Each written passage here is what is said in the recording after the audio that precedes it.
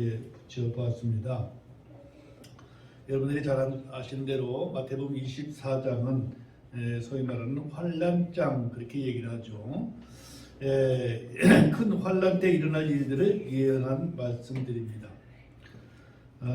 아까 은설이가 이제 마귀는 미래도 알 수 있느냐 그 질문을 저한테 했습니다. 그렇습니다. 영계 우리는 지금 육신을 우리에게도 사람에게도 영이 있지만은 우리 영은 육신 안에 있습니다. 그래서 육신의 그 제약을 받고 있기 때문에 영적으로 박지를 못합니다. 그러나 우리가 성경을 통해서 또는 하나님의 말씀을 통해서 영계가 있음을 우리는 알고 오전에도 말씀을 드린 대로 영 그러면 아주 범위가 높습니다. 그래서 우리 사람들도 영적이다 이렇게 말을 하죠. 그건 일개 부분이죠. 말하자면은 육신 안에 혼이 있고 또 영이 있습니다. 이 삼위가 함께 합해져야 올바른 사람이다 그렇게 했는데 영계의 영과 사람의 안에 있는 영은 좀 다릅니다. 영계의 영은 우리가 우리 육신 안에서 전부를 이해할 수는 없습니다. 자, 이게 그 하나님께서 창조주로 이제 세상을 볼 때는 영원합니다. 그 영원이라는 것은 우리가 이해를 다 못하지만은 시작도 끝도 없습니다. 전부 하나님 안에는 한 장면입니다. 영원한 현재다 이런 얘기를 말씀을 드릴 수가 있는데 이것을 온전히 다 이해할 수는 없어요. 그러나 주님께서 오셔서 이 땅에 통치하게 될 때 그때는 물어볼 필요 없이 알게 됩니다. 그때까지는 이제 궁금하면 이제 기도를 통해서 성경 말씀을 통해서 알아가면 될 듯합니다. 저는 은설이가 너무 이뻐, 너무 좋아, 나를 너무 행복하게 만드는데 이 성경도 많이 알고 있고 또 궁금한 걸 즉시 물어보고 저는 이런 재미로 제가 사는 것 같습니다. 은설이 고마워요. 이 땅에 일어날 큰 환란은 구원받은 그리스도인들이 모두 하늘로 채여 올라간 후에 주님이 심판으로 말미암아 이 땅에서 일어날 일들입니다. 그래서 주로 이제 마태복음 24장 내용이 앞으로 이 땅에 있을 일들을 예언한 것이고 더 나아가서 계시록은 온전히 이제 이 땅에서 환란이 일어나면 환란 동안은 어떻게 될 것인가, 환란이 끝나면 어떻게 될 것인가, 그것들 미래적인 이야기를 기록해 놓았기 때문에 성경을 자주 읽다 보면은 그 문제는 다 풀릴 걸로 내가 알고 있습니다. 자, 주님의 심판에 의한 큰 환란이 이 땅에 일어나기 전에 크고 작은 전쟁과 기근과 지진이 시작될 것입니다. 그러므로 본문 8절에 이 모든 것은 고통의 시작이니라 그렇게 말씀을 하고 있습니다. 본문에 나열된 사건들을 좀 살펴보도록 하는데요. 첫째, 나라와 나라, 민족과 민족들 사이에 일어나는 전쟁들을 말하고 있습니다. 현재 러시아가 우크라이나를 침략하여 1년 넘게 전쟁이 계속되고 있습니다. 작게는 두 나라의 전쟁이지만 실제로는 공산주의 진영과 자유주의 진영의 전쟁이라 이렇게 말할 수가 있습니다. 자, 공산주의 그러면 대표적으로 지금 러시아와 중국, 그 다음에 북한 이렇게 말할 수가 있죠. 러시아에서 전쟁을 일으키는데 북한도 동조를 하고 또 중국도 동조를 합니다. 자, 우크라이나는 여러분들 알다시피 러시아에 비하면 너무 적은 나라죠. 근데 그 거대한 러시아와 싸울 수 있는 힘이 어디 있느냐? 유럽 국가나 미국 이런 자유진영에서 돕고 있기 때문에 이 전쟁은 지금 계속되고 있는 것입니다. 자, 이 전쟁으로 말미암아 수많은 사람들이 죽고 가족을 잃었으며 부상당한 사람들은 고통 가운데 신음하고 있고 모든 것들이 파괴되어 집을 잃은 사람들은 추위와 굶주림으로 고통을 받고 있습니다. 그 전쟁으로 말미암아 세계적으로 가뭄이 물가가 폭등하고 있습니다. 러시아에서 그 많은 이제 석유가 공급되던 그것이 중단되는 바람에 석값이 오르고 또 이제 우크라이나는 그 식량 곡창지대입니다. 그게 많은 식량들이 있는데 그것이 이제 전쟁 때문에 묶이게 되니까 식량난이나 식품값이 오르고 모든 생활 필수품 값이 오르며 무엇보다도 은행 금리가 너무 높아 빚진 사람들이 너무 힘들게 되었음을 우리는 잘 알고 있습니다. 이런 것들이 고통의 시작이라고 볼 수가 있습니다. 자, 우리가 알지 못하는 세계의 각처에서 전쟁들이 있고 내전들로 치안이 불안한 나라들이 많으며 가까운 대만, 자유중국이죠. 대만과 중국과의 전쟁이 언제 일어날지 모르는 그런 상황에 놓여 있기도 합니다. 물론 우리나라도 지금 휴전, 전쟁이 쉬고 있는 중인데 계속되는 휴전 상태에서 이북 공산주의자들은 전쟁 준비에 혈안이 되어 있습니다. 첫사람 아담의 범죄 이후로 인류가 번창하면서 전쟁은 쉬는 날이 없었습니다. 그래서 하나님의 말씀인 성경을 전쟁의 책이라 그렇게 민수기 21장 14절에 기록해 놓았음을 볼 수가 있죠. 그러나 자기에게 직접적인 피해가 없으면 관심이 별로 없이 살아가고 있습니다.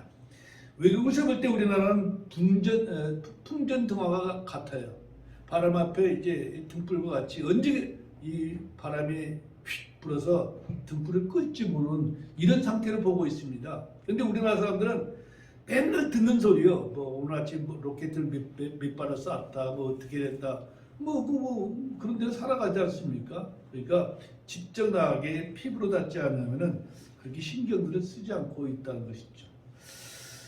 두 번째로 살펴볼 것은 기근입니다. 예, 기근. 그럼 좀 어려운 말이죠, 그죠? 우리 은선이는 기근이 뭔지 알아? 뭐예요? 비가 안 오는 거예요. 비가 안 오는 건, 예, 50%를 맞았는데 기근은 이제 배고파 굶어 죽는 걸 얘기하는 거예요. 기근. 예, 그 원인은 이제 어떻게 오느냐? 예, 그런 것이. 자, 기근은 굶주림인데 비가 오지 않아 농사를 짓지 못하여 먹을 것이 없어 굶어 죽는 것을 대체적으로 말하고 있습니다.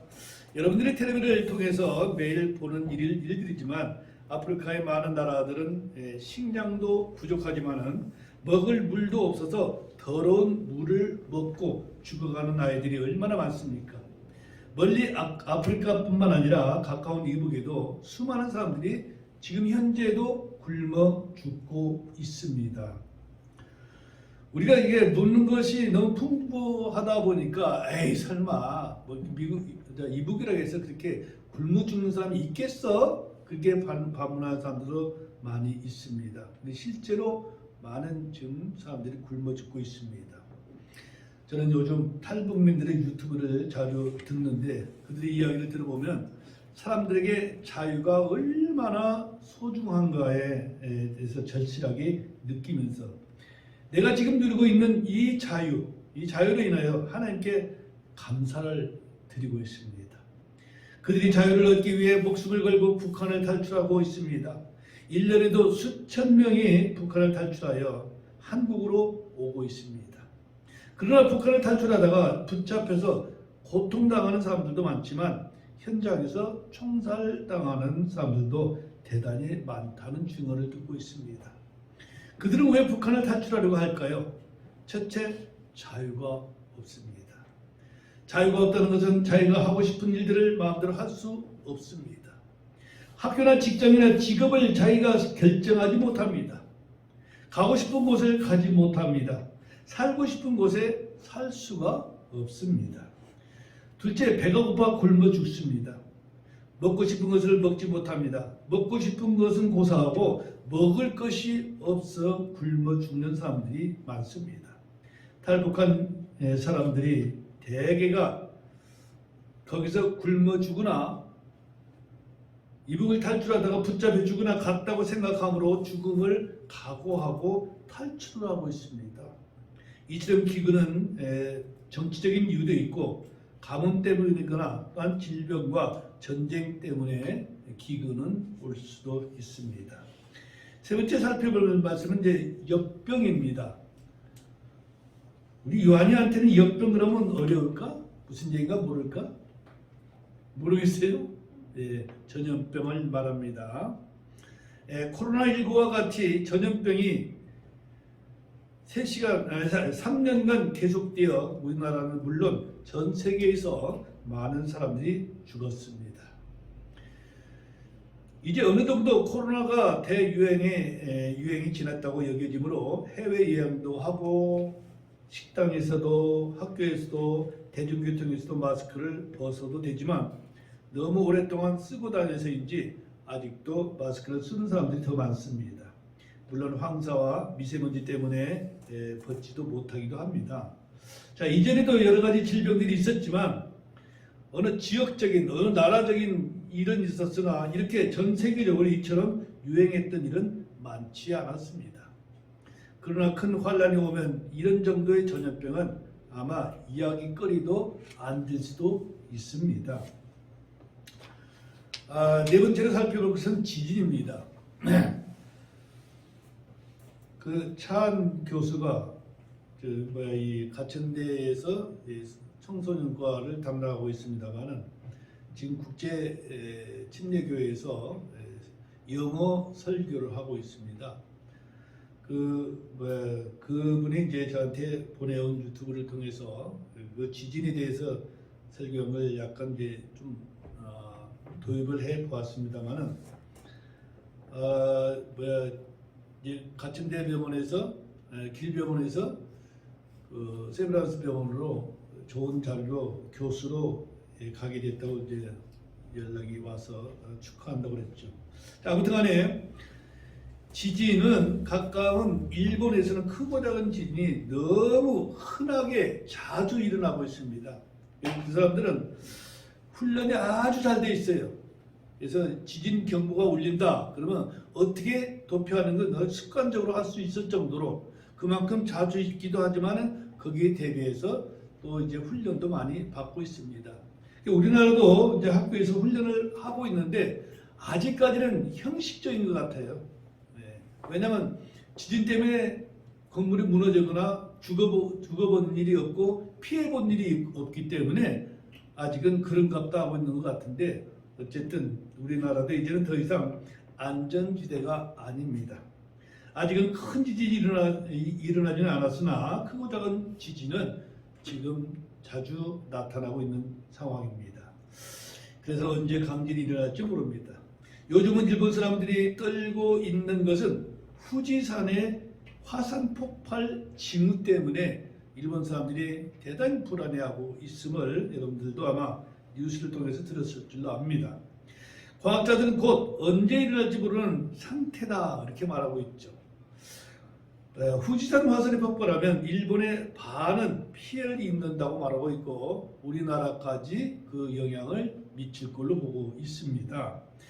그뿐만 아니라 북한의 백두산도 화산 폭발의 주기가 되었다고 합니다. 200년 전에 화산 폭발이 있었는데 그 200년 주기가 지금 돌아왔다 그렇게 말을 하고 있습니다. 백두산이 폭발하면 이북은 말할 것도 없고 이 남한도 크나큰 피해를 당한다고 말하고 있습니다. 자, 이처럼 지진도 우리 곁에 가까이 와 있습니다. 아시다시피 터키, 지금 튀르키라고 이름을 고쳤죠.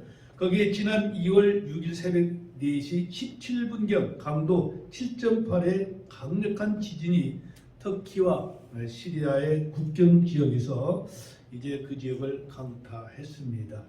약 11분 후에 강도 6.7의 여진이 뒤따라오기 때문에 그 피해가 엄청났지요. 이처럼 최초의 지진이 이어서 여진도 6.7, 7.5, 6.0 그렇게 자주 나타났습니다. 지난 지진으로 인해서 터키와 시리아의 사망자 수가 5만을 넘었습니다. 아직도 그 건물 더미에 얼마나 많은 시체들이 묻혀 있는지는 아직도 아무도 모르고 있죠. 자, 이렇게 각 이제 지역에서 지진이 일어나는데 그러면 지진은 왜 일어나는가? 우선 우리는 과학자들이 한 이야기를 이제 들을 수밖에 없죠. 과학자들이나 지질학자들은 여러 가지 연구와 논문들을 발표하고 있습니다. 미국 지질조사국의 관찰 분석 결과 이 지진들은 동쪽 아나톨리안 단층에서 발견되었다 이렇게 말을 발표를 했습니다. 지진은 지각에서 갑자기 에너지를 방출하는 것으로서 지진파가 발생을 합니다. 지진은 대부분 지각에서 균열이 생기는 지역 곧 단층선을 따라서 발생을 하고 있습니다. 우리가 지금 지구본을 볼 때 동그랗죠, 그죠? 근데 지금 5대주 6대양으로 나눠져 있지만은 하나님께서 처음 지구를 만드셨을 때는 그렇게 분리가 되어 있지 않고 땅덩어리 따로 바다 따로 이렇게 되어 있었습니다. 네. 그러나 이것이 이제 사람의 죄로 말미암아서 땅이 저주를 받게 되고 땅이 나누어지게 되는 이런 과정을 우리가 성경에서 볼 수가 있습니다만은 그때 생긴 것이 이제 단층이라고 말을 합니다. 이 지구판이 우리는 눈으로는 볼 수 없지만은 이 서로 다른 판들이 충돌을 한다든지 아니면 서로 비껴간다든지 아니면 한쪽이 가라앉고 한쪽이 쏟아오른다든지 이렇게 해서 지진들이 생기게 되는 것이죠. 단층선을 따라 암석의 스트레스가 너무 크게 가해지면 암석이 갑자기 미끄러지면서 파도와 같은 상태로 강한 에너지를 방출하게 됩니다. 이런 미끄러짐은 수초 또는 수분 만에 생길 수도 있습니다. 지진은 지각판의 움직임이 발생하는데 지구의 가장 바깥층은 몇 개의 판으로 이루어져 있는데 그 판들은 그 아래에 있는 맨틀 위에 떠 있는 상태입니다. 이 판들은 계속해서 움직이고 있지만 매우 천천히 움직인다고 합니다. 두 개의 판이 충돌하면 한 개는 다른 판 아래로 미끄러져 내려갑니다. 바다 속에서 이런 일이 생기게 되면 갑자기 바닷물이 큰 차이를 일으키니까 그때 쓰나미가 몰려오게 되어 있죠. 그래서 충돌한 에너지는 엄청난 압력과 열을 만들어내는데 이로 인해서 암석들이 녹을 수도 있습니다. 이렇게 녹아버린 암석은 마그마라고 불립니다. 그 마그마는 그 주위에 있는 단단한 암석에 비해 무른 편이기 때문에 표면으로 올라오게 됩니다. 표면에 올라오면 쉽고 굳어서 용암을 형성하게 된다고 합니다. 용암은 매우 뜨거울 수 있고 주위에 있는 암석들을 깨트리고 녹일 수 있습니다. 그래서 지진이 초래된다 이렇게 말씀을 하고 있습니다. 자, 지진은 또한 인간의 활동에 의해서 일어날 수가 있습니다. 거대한 댐을 건설하게 되면 그 많은 물을 가두어두게 되는 그 물의 무게 때문에 이 지구가 이 땅덩어리가 지탱을 하지 못하는 경우가 생긴다 이렇게 말을 하고 있고 또 이제 석탄이나 석유나 광물질을 채굴하거나 또한 지하수를 너무 많이 뽑아 쓰게 되면은 암석의 강도가 변하게 됩니다. 압력에 의해서 그것으로 인해서 지진이 생길 수가 있습니다. 두말할 필요가 없이 지진은 매우 위험합니다. 건물이 붕괴될 수가 있고 도로가 갈라질 수도 있습니다. 또한 바닷가 지역을 엄청나게 파괴할 수도 있는 쓰나미가 발생할 수도 있습니다. 지금은 지진을 어느 정도 예측할 수 있는 여러 방법들이 있어 그나마 다행인 것입니다. 몇 년 됐습니까? 저 인도네시아에서 쓰나미가 일어서 그때 죽은 사람이 26만 명이 넘었습니다. 자, 이처럼 지진도 우리 곁에 가까이 있다는 것을 말씀을 드릴 수가 있죠. 아시다시피 죄송합니다.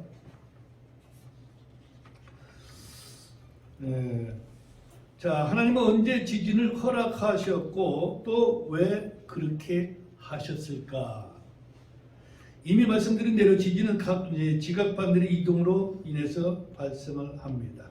암석들이 지각판들에 의해 나눠져 있지 않다면 지진은 생기지 않았을 것입니다. 이런 일들이 일어난 이유는 인간의 타락과 깊은 관련이 있습니다. 인간의 죄는 땅까지 저주를 받게 되었습니다. 자, 창세기 3장 17절 말씀 보겠습니다.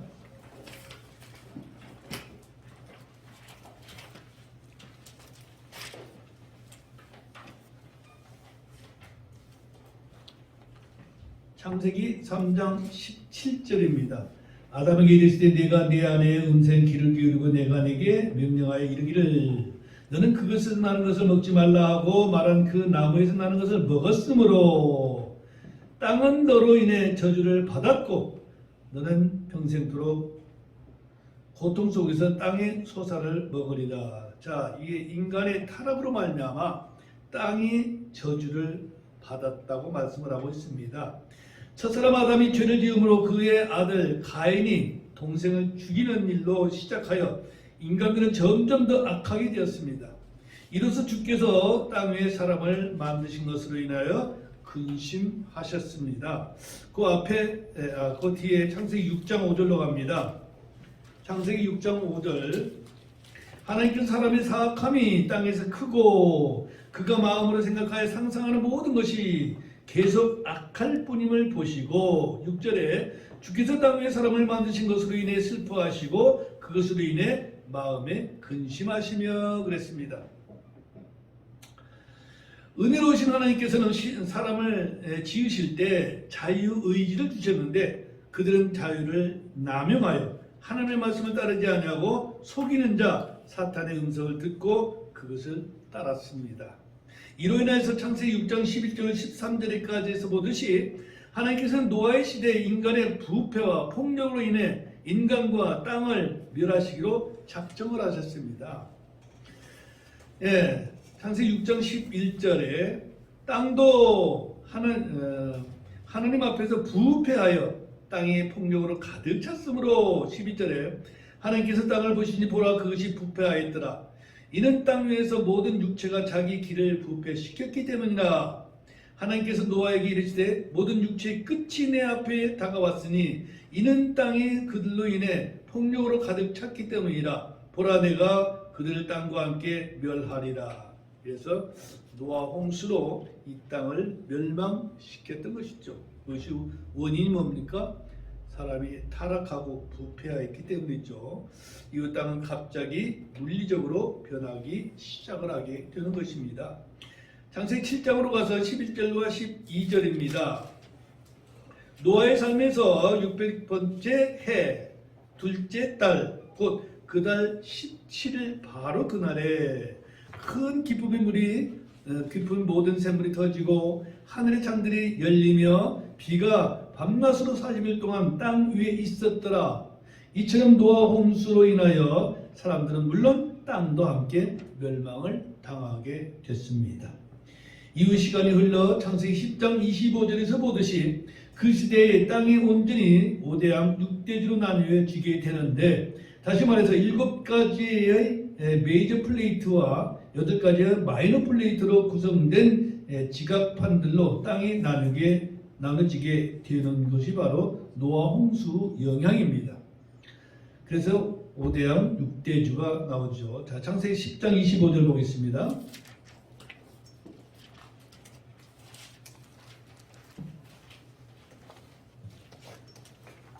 창세기 10장 25절 같이 읽겠습니다.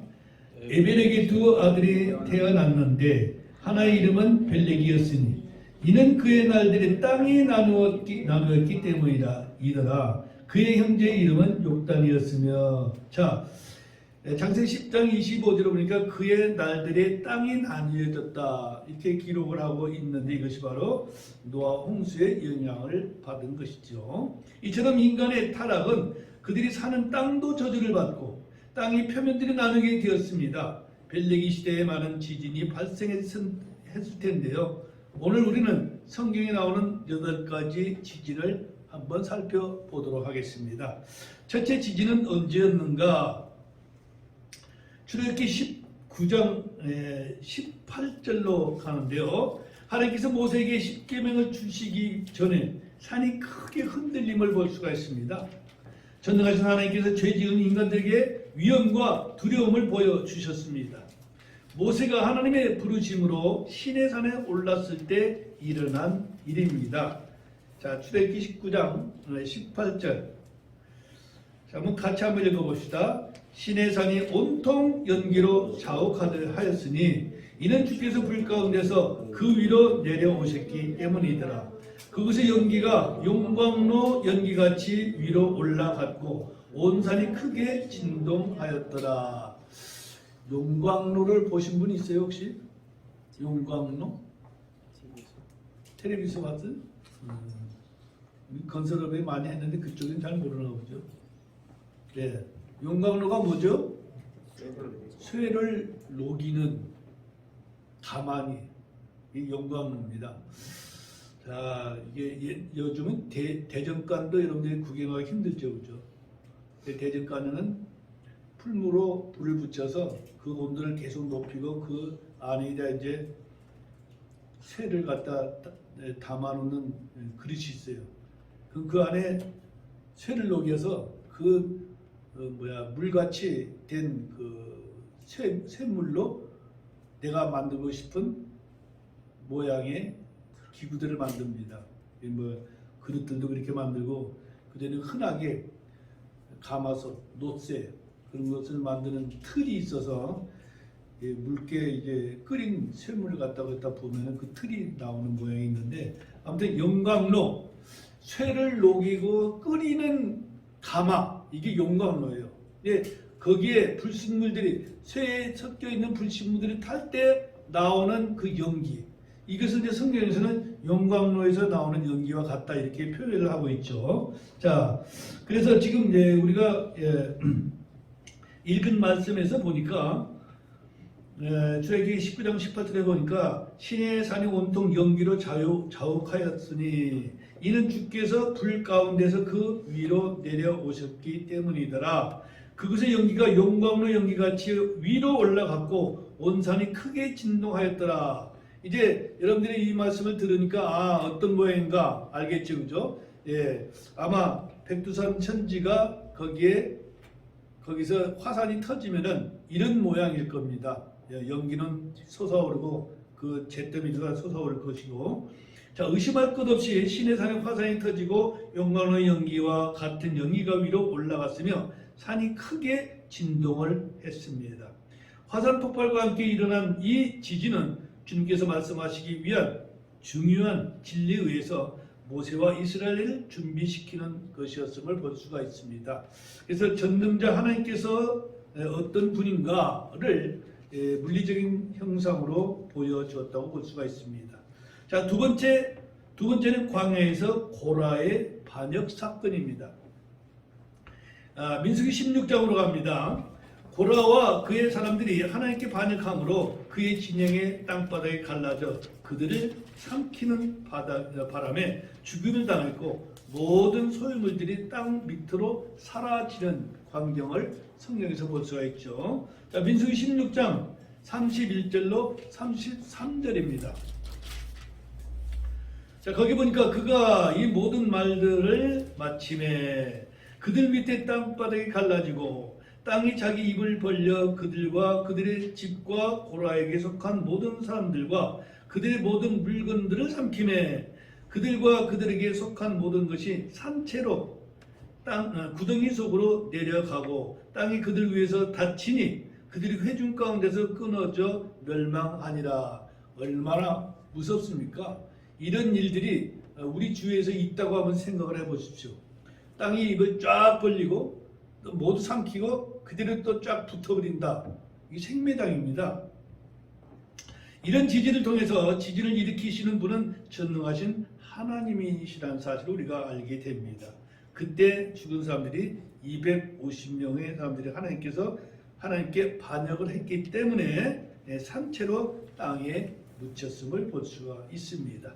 자, 세 번째는 블레셋 사람의 진영에서 이 지진이 일어나는 것을 볼 수가 있는데 이스라엘의 기부와 근처 블레셋 진영에 심히 큰 떨림이 지진이 일어난 후 그들이 요나단과 사울의 군대에 의해서 정복되는 장면을 우리가 사무엘상 14장에서 볼 수가 있습니다.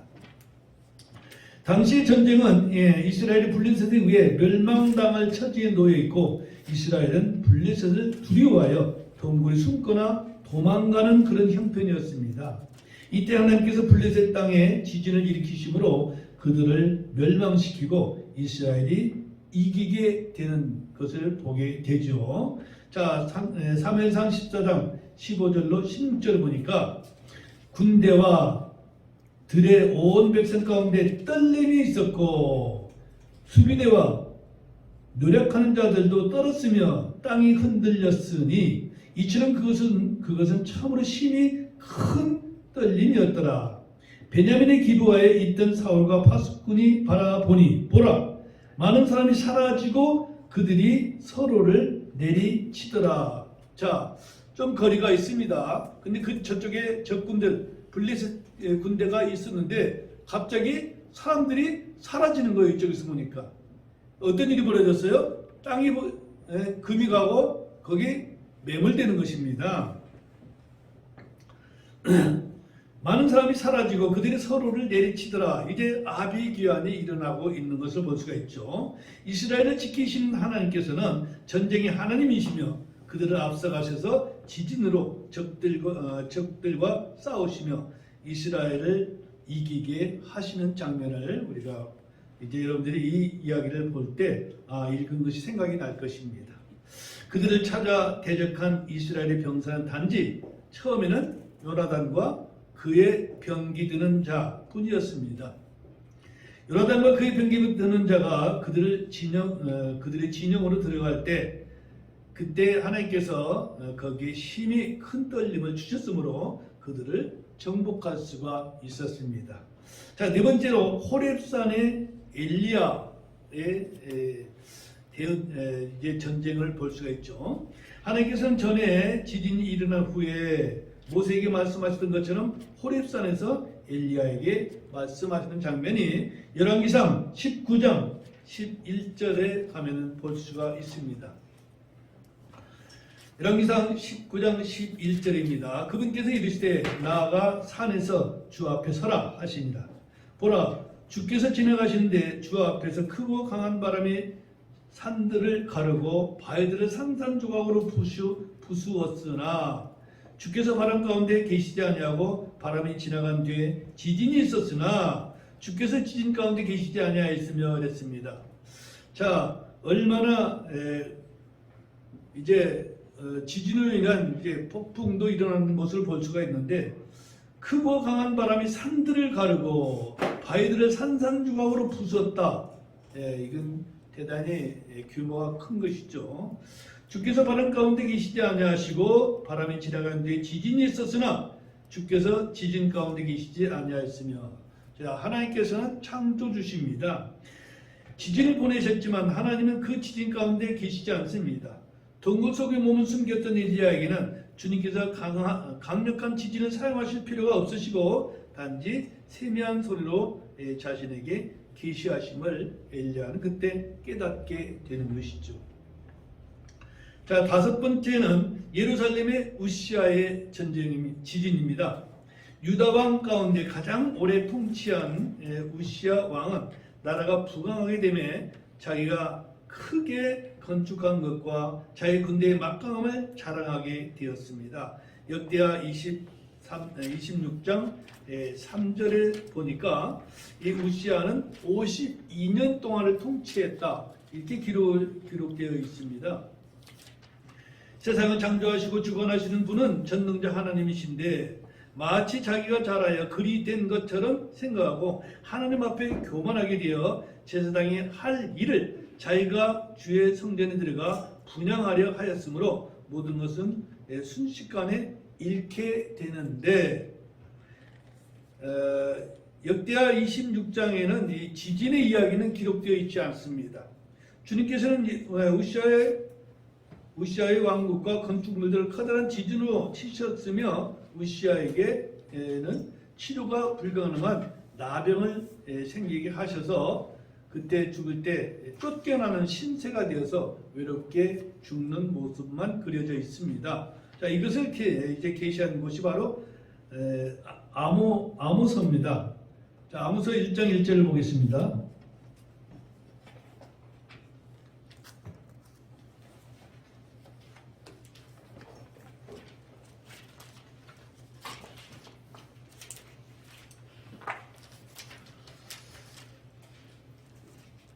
거기 보니까 유다왕 우시아 시대, 우시아 시대를 말하고 있죠. 이스라엘 왕 요아스의 아들 여로보암 시대 곧 지진이 있기 2년 전에 드고아의 가축치는 자들 가운데 그 아들 아모스가 이스라엘에 관하여 본 말씀드리라. 아모스의 대언을 통해서 우시아가 통치할 때 지진이 있었음을 여기서 밝혀주고 있습니다. 하나님께서 항상 미리 경고하시지만 죄인들은 회개하지 않습니다. 최근 과학 보고서를 보면 당시에 이 지진은 팔레스타인 땅, 그러니까 지금 가나안 땅이죠. 팔레스타인 땅에 4,000년 동안 있었던 지진 가운데 가장 큰 지진이 그때의 지진으로 증명을 하고 있습니다. 자, 여섯 번째는 예루살렘에 예수님이 십자가에 돌아가실 당시에 일어난 지진입니다. 주 예수 그리스도께서 십자가에서 죽으셨을 때에 커다란 지진이 일어나 성전의 휘장이 위에서부터 아래까지 찢어지는 사건이 일어났죠. 마태복음 27장 51절로 54절입니다. 그리고 잠든 많은 성도들이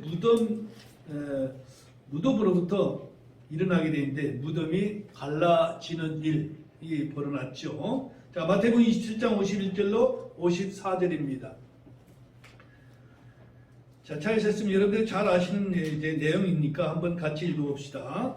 보라, 성전의 휘장이 위에서부터 아래까지 둘로 찢어지고 땅이 진동하며 바위들이 터지고 무덤들이 열리며 잠든 성도들의 많은 몸이 일어나 그분의 부활 뒤에 무덤 밖으로 나와서 거룩한 도시를 들어가 많은 사람에게 나타났더라. 한편 백부장과 또 그와 함께 예수님을 쳐다보던 자들이 지진과 또 이루어진 그 일들을 보고 심히 두려워하며 이르되 진실로 이분은 하나님의 아들이었도다 하더라 그랬습니다. 예. 이 지진은 그날 십자가에서 성취된 커다란 구원을 보여주시기 위해서 사용되었음을 볼 수가 있죠. 백부장과 십자가 옆에 있던 사람들은 지진과 이루어진 일들 때문에 예수님께서 지진을 진실로 하나님의 아들이었다고 인정을 하게 됩니다. 자, 일곱 번째 지진 언제 일어났는가? 예루살렘에서 이제 주님이 부활하시는 그 사건 그때 일어났습니다. 그러면 며칠 차이죠? 3일 차인데 돌아가시고 부활하시고 그래서 이게 이제 여진으로 볼 수가 있는데 아무튼 어떤 사람도 우리 주님의 무덤 입구를 막고 있는 돌을 굴려낼 수 없었습니다. 그런데 마리아와 그 일행들이 예수님의 몸에 향품을 발라드리기 위해서 무덤을 찾아가며 누가 우리를 위하여 무덤의 입구를 막은 큰 돌을 굴려낼 수 있을까 염려하며 무덤에 갔을 때 그 시간을 맞춰 하나님께서 큰 지진을 일으키셨습니다. 예루살렘에는 3일 만에 다시 일어난 지진이 되겠죠. 자, 마태복음 28장 2절을 봅니다. 보라, 큰 지진이 났더라. 이는 주의 천사가 하늘로부터 내려온 뒤 가서 그 돌을 입구에서 뒤로 굴러내고 그 위에 앉았기 때문이더라. 예. 자, 이렇게 지진이 이제 하나님께서는 어떻게 지진을 사용하시는가? 자, 마지막으로 여덟 번째는 빌립보 감옥입니다. 지진이 바울과 실라를 감옥으로부터 벗어나게 하였을 뿐 아니라 이들의 증언을 입증하고 있습니다. 사도행전 16장 26절을 보겠습니다. 사도행전 16장 26절입니다.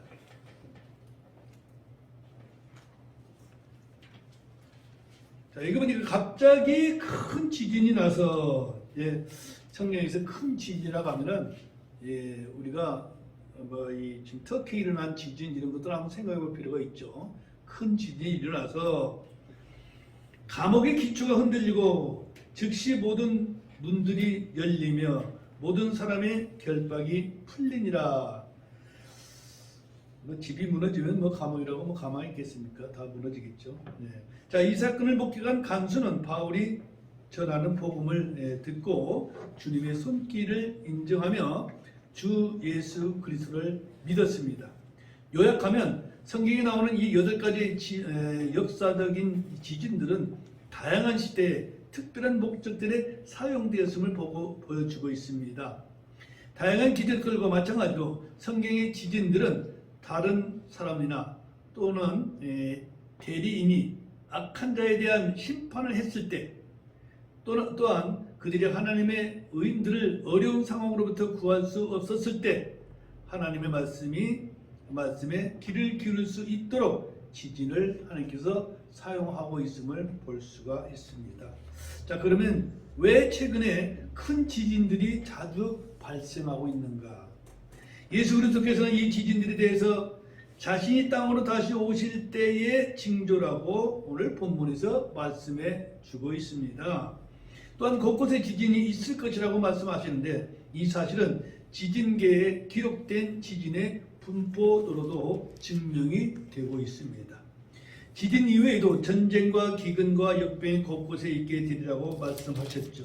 자, 오늘 본문을 다시 보겠습니다. 마태복음 24장 7절로 8절에 민족이 민족을 대적하여 일어나고 왕국이 왕국을 대적하여 일어나며 곳곳에 기근과 역병과 지진이 있을 터인데 이 모든 것은 고통의 시작이니라 하셨습니다. 여러분들도 알다시피 우리는 이러한 재난들 가운데 살고 있습니다. 러시아와 우크라이나의 전쟁이 해를 넘기고 있으며 많은 희생자들이 생겼습니다. 곳곳에 굶어 죽는 자들의 수를 헤아릴 수가 없습니다. 38선 넘어 이북 땅에는 굶어 죽는 사람들이 많으므로 독재자 김정은의 살찐 딸을 보면서 북한 백성들이 울부짖고 있습니다. 자기 자식들은 여러분들이 텔레비를 통해서 보겠지만 지금 동남아 사람들보다 키가 더 작아요. 이북 사람들이. 왜 그럴 것 같아요? 시온이. 예, 못 먹어서. 지금 요한이 시온이 지금 은설이 이때 잘 먹으면은 쑥쑥 커요. 예. 그래서 이북 사람들이 와서 보면은 그 사람들 남자들은 평균 우리 머리 정도 하나가 우리 이남 사람이 더 커요. 그만큼 못 먹었습니다. 우리가 이제 베트남에 가서 봤지만 그 사람들도 한국 사람들보다 상당히 작거든요. 보통 키가 평균적으로. 근데 그들보다도 더 못 자란, 더 안 큰 사람들이 이북 사람들입니다. 그래서 그 사람들은 뚱뚱한 건 구경을 할 수도 없고 뚱뚱할 수도 없죠, 그죠? 근데 누구만 뚱뚱해요? 김정은이하고 그 딸. 그 딸 이름이 뭐로 나오더라? 주애. 그 딸이 뚱뚱해.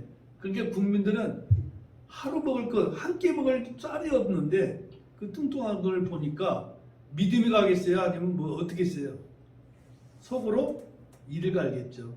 예. 아무튼 간에 이게 헐벗는 국민들이 그렇게 울부짖고 있습니다. 온 세계를 공포에 떨게 한 코로나19는 3년 넘게 사람들을 죽음으로 몰아가고 있습니다. 그동안 세계 여러 곳에서 각종 질병들이 있었으나 세계가 동시에 이처럼 많은 사람들이 죽어간 질병과는 현저하게 다를 것입니다. 자, 지금 우리는 예수님의 재림의 징조들을 보고 있습니다. 게다가 예수님께서는 이러한 징조들의 고통이 시작이라 그렇게 말씀을 하고 계십니다. 많은 영의 성경에서 고통이라고 번역된 단어들은 그리스도의 산모가 겪는 산통을 말하고 있습니다.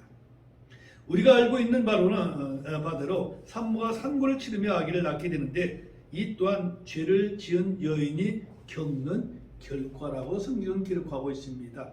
자, 창세기 3장 16절 읽어보겠습니다. 창세기 3장 16절.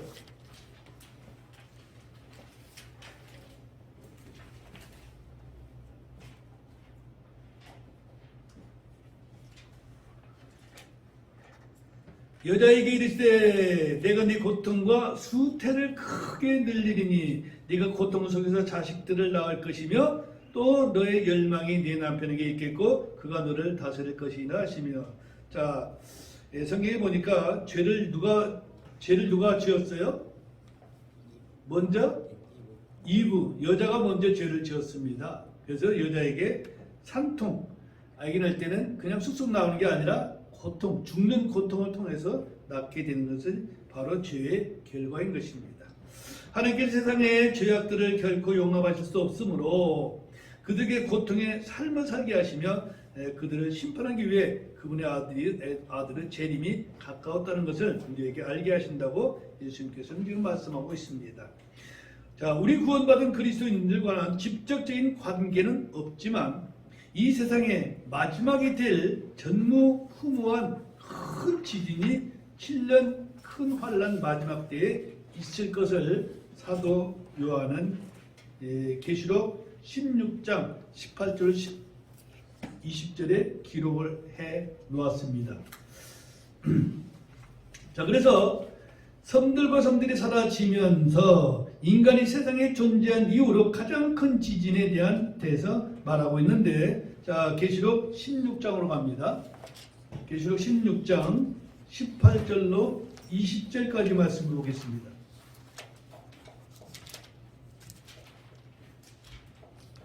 계시록 16장 18절로 20절에 음성들과 천둥들과 번개들이 있었으며 또 큰 지진이 있었는데 지진이 얼마나 강력하고 얼마나 큰지 사람들이 땅 위에 존재한 이래로 그와 같은 것이 없었도다. 한마디로 말해서 천지개벽입니다. 네, 19절에 그 큰 도시가 세 부분으로 갈라지고 민족들은 도시들도 무너지며 또 큰 바벨론이 하나님 앞에 기억되어 그분께서 그녀에게 자신의 맹렬한 진노의 포도즙잔을 주십니다. 또 모든 섬이 사라지고 산들도 보이지 아니하더라. 우리나라 섬이 몇 개나 되는 줄 알아요? 네, 3,000개가 넘고 필리핀에는 섬이 7,000개가 넘어요. 네. 일본에도 우리가 자세히 알지 못하는 일본에도 우리나라보다 섬이 더 많대요. 아무튼 간에 모든 섬이 사라지고 산들도 보이지 아니하더라. 뭐 후리산이 안 보일지 백두산이 안 보일지 하여튼 자, 이제 곧 일어날 커다란 지진은 그리스도께서 예루살렘에 재림하시는 것과 관련이 있습니다. 그리고 이것은 전 세계적 규모로 심각한 지형과 지질의 변화를 말하고 있죠. 사람들의 죄로 말미암아 저주받은 땅, 오염된 땅을 깨끗하게 뒤집어 놓을 것입니다. 아마도 큰 환란이 끝나고 천년왕국의 시도는 천년왕국 때의 지도는 지금과는 전혀 다른 지도를 형성하게 될 걸로 성경을 통해서 알 수가 있습니다. 자, 이제 결론을 맺겠습니다. 지진을 비롯한 자연재해들은 하나님께서 행하시는 것으로 사람들에게는 불가항력이죠. 자, 성경에 나오는 지진들은 다양하면서 특별한 목적들에 대해서 사용되었음을 우리가 살펴보았습니다. 예수 그리스도께서는 이 지진들에 의해서 자신이 땅으로 다시 오실 것의 징조라고 말씀을 하고 있죠. 따라서 주 예수님께서 다시 오실 때가 정말 가까웠다는 것을 여러분들은 깨닫게 될 것입니다. 마태복음 24장 34절과 누가복음 21장 28절을 보고 마치도록 하겠습니다. 마태복음 24장 34절에 보니까 그런즉 이와 같이 너희가 이 모든 일들을 볼 때에 그때가 가까이 곧 문들 앞에 온 줄을 너희가 아느니라. 누가복음 21장 28절을 보니까 이런 일들이 일어나기 시작하거든 위를 보고 너희 머리를 들라 너희 구석에 가까이 오고 있느니라 하시니라. 자, 왜 위를 봐야 돼요? 왜? 주님께서 우리를 저와 여러분들을 데리러 오시는 것을 보기가 되죠. 자, 그러면 이제 우리는 무엇을 해야 될까요? 이 땅에 지진이나 기근이나 역병이나 지진이 자주 일어나는 것을 보고 불안해하거나 두려워할 필요가 있다 없다? 없어요. 두려워할 필요가 없습니다. 우리가 겪는 것은 이제 전조예요. 앞으로 큰 환란이 오겠구나. 주님이 오시겠구나. 이걸 보는 거예요. 이런 일들이 자주 일어나면 주께서 우리를 데리러 오실 날이 점점 가까워지고 있음을 알고 주님 맞을 준비를 해야 하는 것입니다. 모든 그리스도인들이 모든 사람들에게 복음을 선포하고 복음을 나누어 주는 것이 성경적인 주님의 엄중한 명령입니다. 사람들이 지난 몇 년도에 휴거 된다고 사람들이 네? 좋은 옷 입고 뭐 별짓을 다 하고 있었는데 그게 준비가 아니라 뭘 준비해야 될까요? 복음을 전해야 되는 거예요. 우리 주에 아직도 믿지 않는 사람들에게 복음을 전하는 것, 이것이 주님 맞을 준비입니다. 디모데후서 4장 2절에 뭐라고 말합니까? 말씀을 선포하라. 때가 맞든지 맞지 아니하든지 긴급히 하라. 모든 오래 참음과 교리로 책망하고 꾸짖고 권면하라. 시편 96편 2절에 똑같은 말씀을 하고 있습니다. 주께 노래하고 그분의 이름을 찬송하며 그분의 구원을 날마다 전할지어다. 아멘.